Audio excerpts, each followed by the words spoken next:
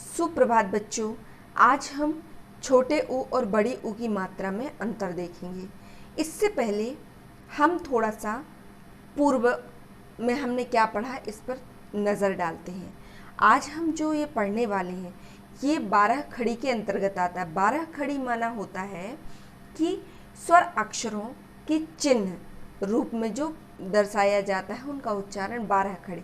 अब 12 खड़ी होती क्या है, इसको अगर हम परिभाषा के माध्यम से समझे तो 12 खड़ी माना कि स्वरों का चिन्ह के रूप में उपयोग, चिन्ह के रूप में प्रयोग, जिनको हम व्यंजन अक्षरों के साथ जोड़कर नए नए शब्द बनाते हैं 12 खड़ी कहलाते हैं। और उन शब्दों के अर्थ भी अलग अलग होते हैं। इससे पूर्व हमने अ आ यहाँ पर मैंने चिन्ह लिए हुए हैं। ई का हमने पहले विस्तृत अध्ययन किया हुआ है, लिखित और मौखिक। और आज हम उ यानी दीर्घ स्वर और ह्रस्व स्वर, ये ह्रस्व स्वर दीर्घ स्वर ये आपको आगे बताया जाएगा। ह्रस्व माना जिसमें कम टाइम लगता है, जैसे आ उसमें छोटा आ जिसको हम छोटा बोलते हैं ना, छोटा ही, तो उसको हम क्या करते हैं, ह्रस्व स्वर बोलते हैं। और ये दीर्घ स्वर, तो दीर्घ माना डबल, जस्ट उससे डबल हो जाता है। अब हम देखते हैं इससे आगे। आप देखिए कि ये जो शब्द है, इस शब्द में कितने अक्षर हैं। अक्षर और मात्राओं के समूह को भी हम क्या कहते हैं, शब्द कहते हैं। यहाँ पर देखिए कितने अक्षर, 1 2 3, तीनों व्यंजन अक्षर हैं।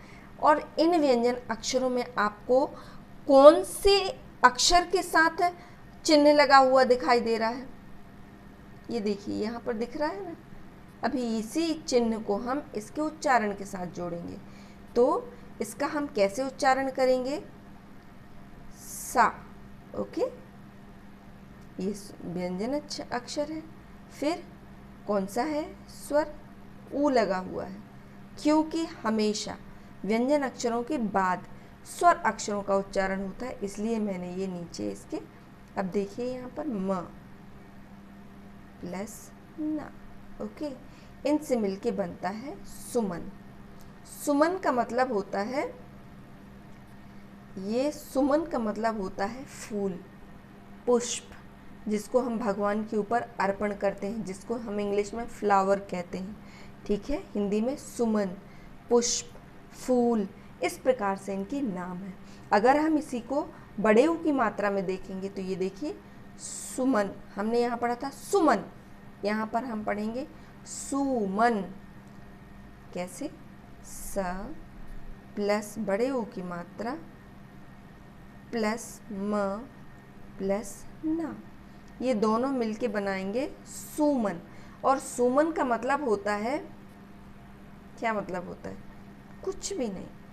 ठीक है, तो फिर मैंने यहाँ पर क्यों लिखा है, ताकि आप इसका उच्चारण समझें।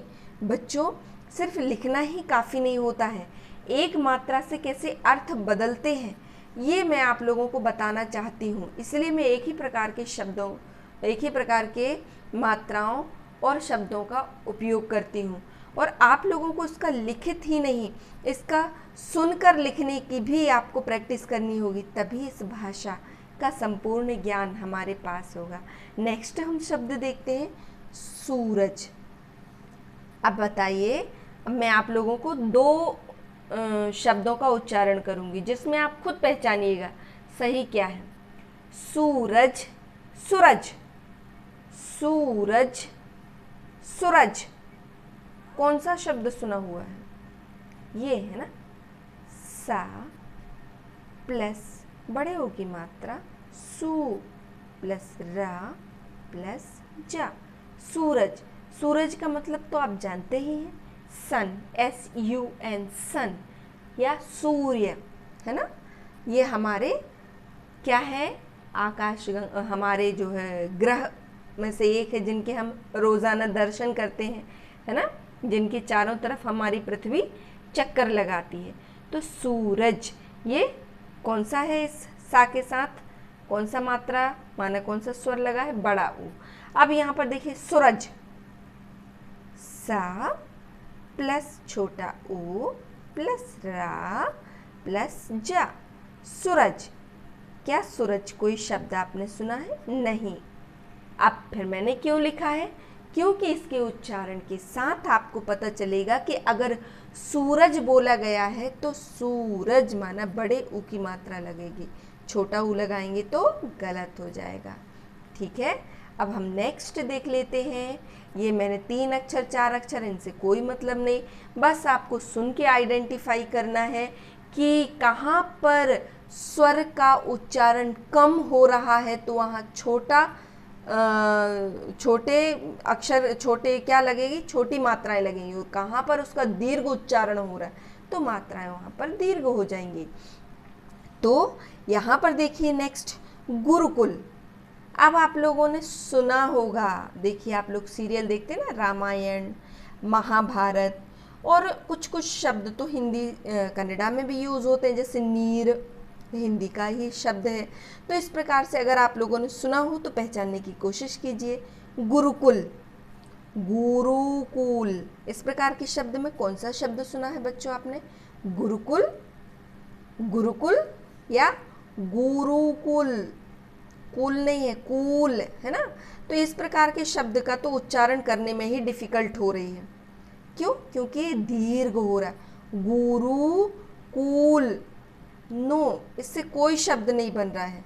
और यहाँ पर देखिए गुरुकुल, छोटा साउंड आ रहा है गा के साथ, गा अक्षर है, छोटे ऊ का चिन्ह लगाया है मैंने, है ना। चिन्ह लगाना, चिन्ह माना होता है मार्क, कि इस अक्षर के नीचे ये वाला मार्क है, मतलब ये ऐसे उच्चारित होगा।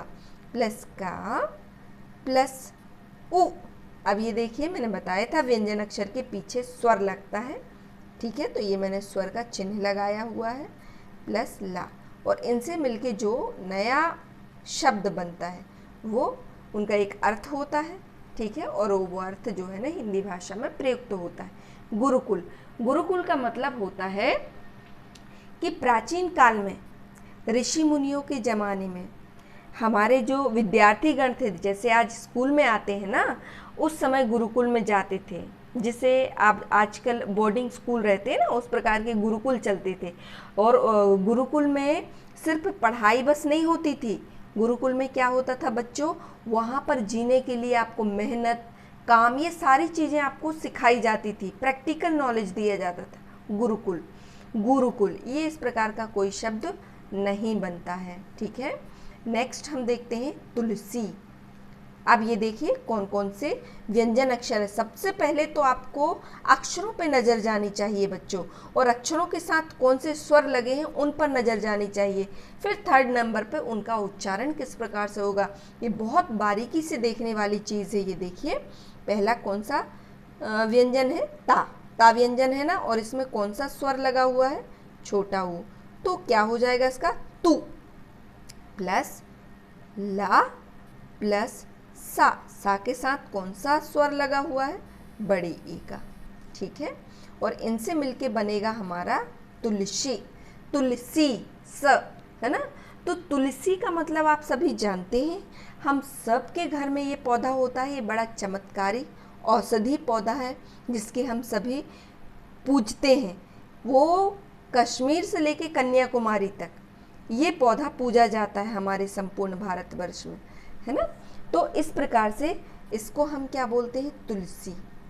अगर मैं इसी में बड़े ऊ की मात्रा लगा दूं तो शब्द हो जाएगा तुलसी। क्या इस प्रकार का नाम सुना है? नहीं, तो ये कोई शब्द नहीं होता। हाँ, अगर मैं इसमें से सा में बड़ी की मात्रा ये हटा देती हूँ तो ता प्लस बड़ा ऊ क्या हो गया, तू, प्लस ला, तो ये जो शब्द बनेगा तूल, तो ये एक शब्द है। तूल माना छोटी छोटी बातों को बड़ा करके बोलना, इसको बोलते हैं तूल, जिसको हम तिल का ताड़ राई का पहाड़, छोटी सी बात को बड़ा कर देना। इस प्रकार से ये जो बड़े बड़े अर्थ होते हैं ना, हम इन छोटे छोटे शब्दों के माध्यम से बोल सकते हैं।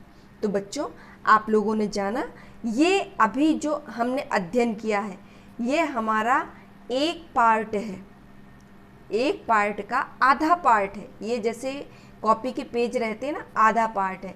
इसका दूसरा पार्ट जब आप डिक्टेशन सुन के और आइडेंटिफिकेशन के साथ शब्दों को लिखेंगे, तब इसका संपूर्ण पाठ कंप्लीट होगा। तो इस प्रकार से हमको लिखित और मौखिक अभ्यास के साथ मात्राओं का अध्ययन करना है, ताकि हम नए नए शब्दों की रचना करें और जो भी शब्द आते हों उनका हम आसानी से उच्चारण कर सकें, उनको पढ़ सकें, उनको लिख सकें। तो इस प्रकार से हम अपनी नींव मजबूत बना सकते हैं बच्चों। तो मिलते हैं हम फिर नेक्स्ट वीडियो में 12 खड़ी के नेक्स्ट मात्राओं को लेके। तब तक हंसते रहिए, मुस्कुराते रहिए और खूब एंजॉय कीजिए। नमस्कार।